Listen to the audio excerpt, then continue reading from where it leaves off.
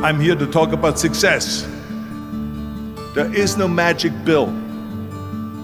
There is no magic out there. You cannot get around. You have to work and work and work. And it drives me crazy when people say they don't have enough time to go to the gym for 45 minutes a day and work out. Or to do something for 45 minutes to an hour a day to improve.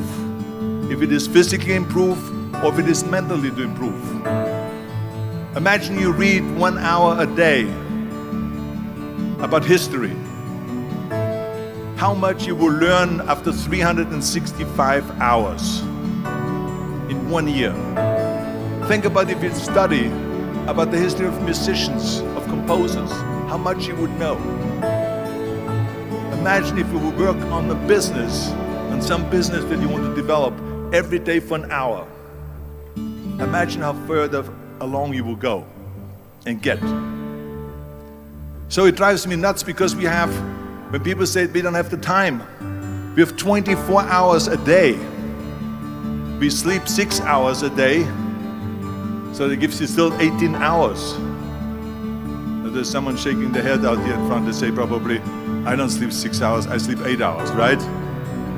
Or just sleep faster. So we have 18 hours a day.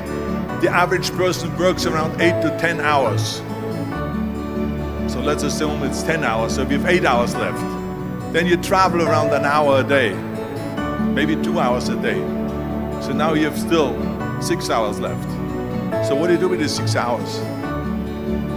What do you do with the 6 hours? Then we eat a little bit, then we schmooze a little bit, talk a little bit to people and all that stuff. But you can see how much time there is available if you organize your day. So you got to work hard.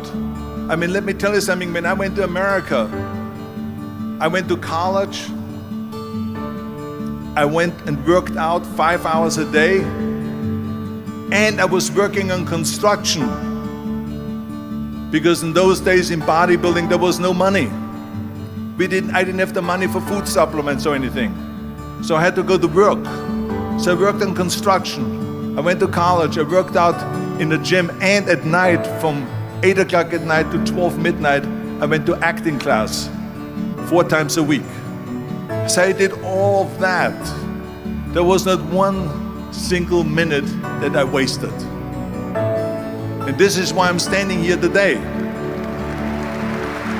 I became very friendly with Muhammad Ali in the 70s. And Muhammad Ali worked his butt off. And I saw it firsthand. And I remember that there was a sports writer that was there in the gym when he was working out and he was doing sit-ups. And they asked him, how many sit-ups do you do? And he said, I don't start counting until it hurts. Now think about that. He doesn't start counting his sit-ups until he feels pain. That's when he starts counting. That is working hard. And so you can't get around the hard work. It doesn't matter who it is. As a matter of fact, I believe what Ted Turner said, work like hell and advertise.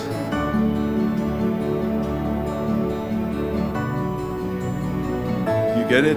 Work like hell, go to bed, and early to rise, work like hell and advertise. So you work your ass off, and then you let the world know about your work.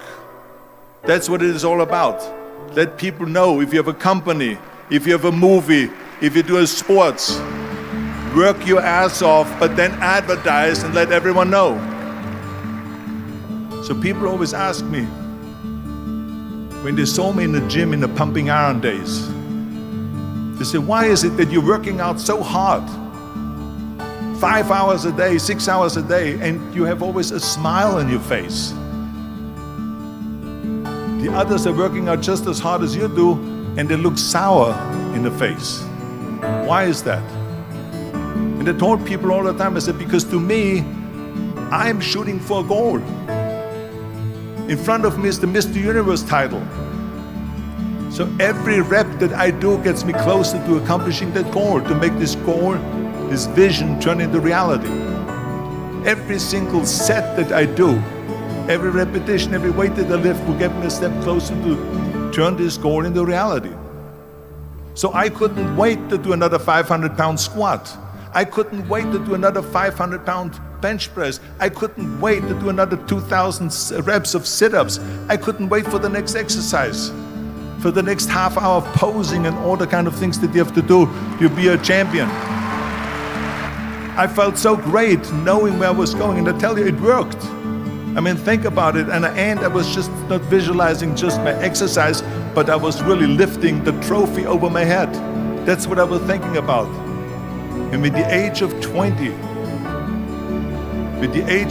I went to London and I won the Mr. Universe contest as the youngest Mr. Universe ever. And it was because I had a goal. And this is no different than anything else, what I'm talking about. This is not just about bodybuilding. It was the same in acting. I remember when I was doing Conan the Barbarian. I was crawling on the rocks with a sword in my arm, crawling on all four.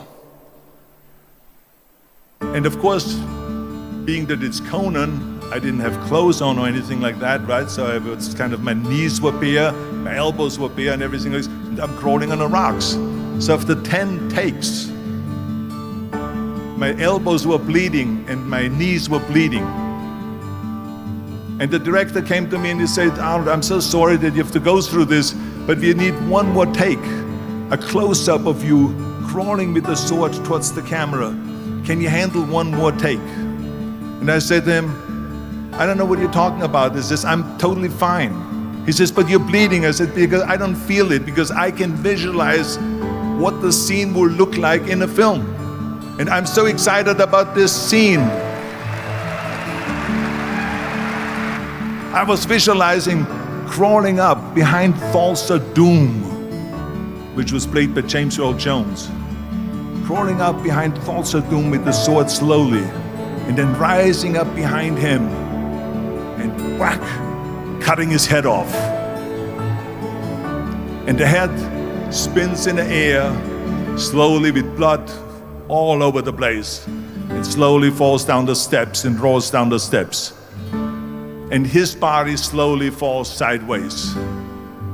That was what I was visualizing, and that was very important because he, in the movie, killed my parents, killed Conan's parents. And that was revenge. And he always said that flesh is stronger than steel. And I wanted to prove to him that no, steel is stronger than flesh. And so I had this in my mind. And so this is why it didn't matter if I had to do another 50 takes or 100 takes, no matter how much I bleed on my elbows or my knees. I saw that vision of the perfect scene, and it was an important scene, and I would do it over and over again until we got it. Work your ass off. There is no magic pill. There is no magic out there. You cannot get around. You have to work and work and work.